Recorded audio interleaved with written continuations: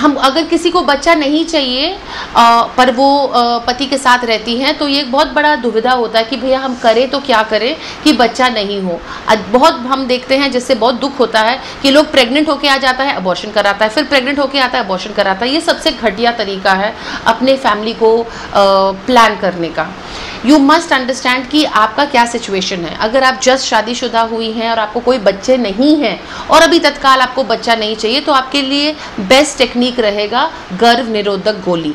जो लेटेस्ट गर्भ निरोधक गोली है उसमें हॉर्मोन्स का मात्रा बहुत कम है और उसको सेफली आप 2 से 3 साल तक आराम से यूज़ कर सकती हैं, पर नियम से करिए, नहीं तो आपका मेंस गड़बड़ा सकता है।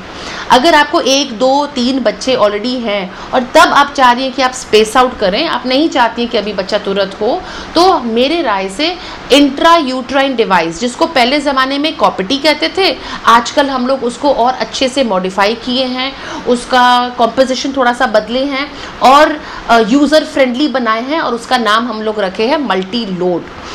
पहले ज़माने में मल्टी लोड कॉपिटी काफ़ी बदनाम हुआ है। कारण अगेन ये है कि जिन लोगों को मल्टी लोड लगता था उन लोगों को मेंस में ज़्यादा दर्द और ज़्यादा ब्लीडिंग का समस्या आता था। तो कोई बात नहीं, अगर आपको नहीं सूट किया आप निकाल सकती हैं। कौन सा आपके शरीर के अंदर वो परमानेंटली फिक्स हो गया है, इसलिए अगर आपको नहीं सूट करे you can remove it. Number 2, जो बहुत गलत चीज़ मल्टी लोड के साथ या कॉपिटी के साथ जुटी हुई है कि मल्टी लोड लगाने से हम मोटे हो जाते हैं, मेरा कमर फैल जाता है और कैंसर होता है। ये तीनों चीज़ें बिल्कुल गलत है। अगर किसी औरत को कैंसर होना होगा तो उसको कैंसर होगा, कॉपिटी उसको बचाएगा नहीं। पर अगर किसी को कॉपिटी लग गया और उसको कैंसर हुआ तो तुरंत वो कैंसर को कॉपिटी के साथ जोड़ देगी और पूरा इल्ज़ाम कॉपिटी पे चला जाएगा, जो गलत है।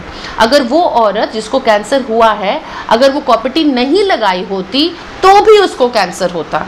इसलिए ये इल्ज़ाम कृपया करके कॉपिटी को न दे। कैंसर से बचने के लिए, सर्वाइकल कैंसर से बचने के लिए पैप स्मीयर का टेस्ट है, वो आप कराते रहिए। बाकी सब जो मेथड्स हैं कि गर्भ निरोधक के लिए एक इंजेक्शन आता है जो बहुत फेमस हो रहा है, हम पर्सनली एकदम पसंद नहीं करते हैं और वो बहुत कन्वीनियंट है, क्योंकि 3 महीने में एक बार बस इंजेक्शन लगाओ और 3 महीने तक निश्चिंत हो जाओ। जी नहीं, आप निश्चिंत नहीं हो सकते हैं, क्योंकि वो इंजेक्शन लेने के बाद आपका मेंस गड़बड़ा जाता है। आपका 3-4 महीने के बाद मेंस आएगा, वो भी 4-5 बूंद आएगा, फिर हो सकता है नहीं आए, फिर जब आए तो बहुत ज़्यादा आए।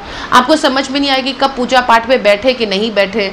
आप सुबह से फास्टिंग में और पूजा बैठने का जब समय आया तो मेंस शुरू हो गया। इसीलिए हम पर्सनली वो इंजेक्शन को बिल्कुल फेवर नहीं करते हैं।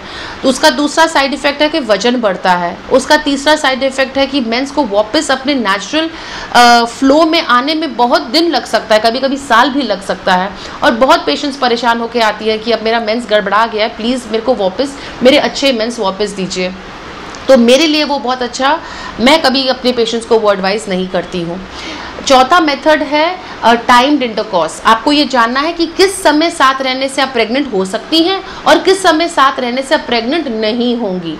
मेंस के 10वें और 20वें दिन का जो पीरियड है, मेंस शुरू होने से 10वें दिन और 20वें दिन के बीच का जो पीरियड है, वो एकदम रेड लाइट वाला पीरियड है। उस समय आप एकदम प्रेग्नेंट हो सकती हैं।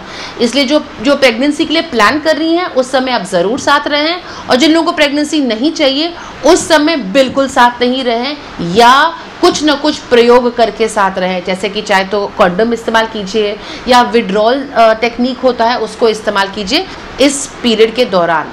पर ये जो मैं आपको बता रही हूँ ये टेक्निक फुल प्रूफ नहीं है, इसमें फेलियर बहुत ज़्यादा होता है। तो ये चीज़ आपको मद्देनज़र रखते हुए इस टेक्निक को अपनाना चाहिए।